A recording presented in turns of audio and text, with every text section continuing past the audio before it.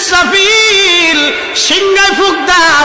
আল্লাহর এই ফেরেশতা সিংহা হাতে নিয়ে মুখের কাছে নিয়ে আল্লাহর আরশে মুআল্লার দিকে তাকায় থাকে।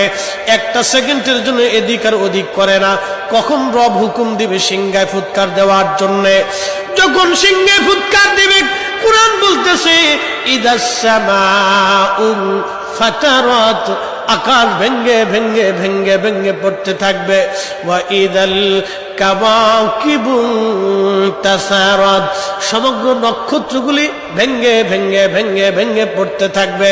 ওয়া ইদাল বিহারু ফুজ্জিরাত, সমুদ্রের তলদেশ উদ্দোলিত হয়ে যাবে।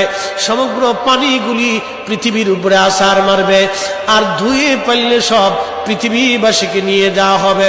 ওয়া ইদাল কুবুরু বুসিরাত, কবরের ভিতরে যাহা আছে সব আমার মালিক আমার রব বের করে দিবে। কবর থেকে মানুষ বের হইয়া সেই দিন হাসরের ময়দানের দিকে দৌড়াইতে থাকবে। সবাই উলঙ্গ থাকবে, কিন্তু আমার নবীকে আল্লাহ ৭০,০০০ ফেরেশতা বেষ্টন করাইয়া জান্নাতের পোশাক পরাইয়া মহাসম্মানে ফেরেশতারা মিছিল দিয়ে দিয়া আমার নবীকে হাসরের ময়দানে মাকামে মাহমুদে বসাবে।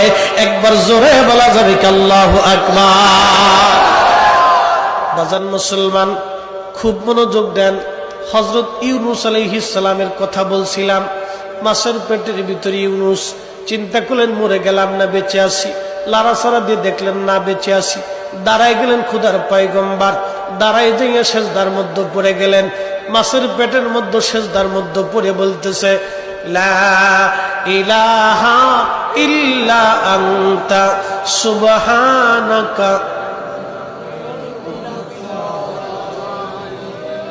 বিপদের দোয়া, কঠিন মুসিবতের মধ্যে যদি পড়ে যান তাহলে খতম ইউনূস এই দোয়াটা খতম দিতে থাকবেন।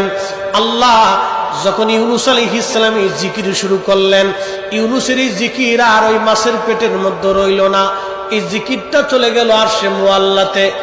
সুবহানাল্লাহ বলা যাবে। আরশে মুআল্লার পাশে এই জিকিরগুলি চারপাশ দিয়ে ঘুরতেছে। আরশে মুআল্লা ধরে রাখছেন ৪ জন ফেরেশতা কাঁধে করে।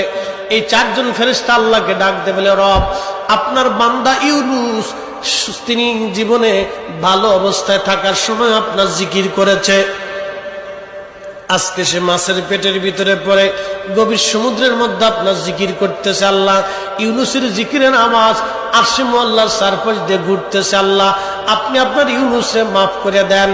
আল্লাহ নবী বলেন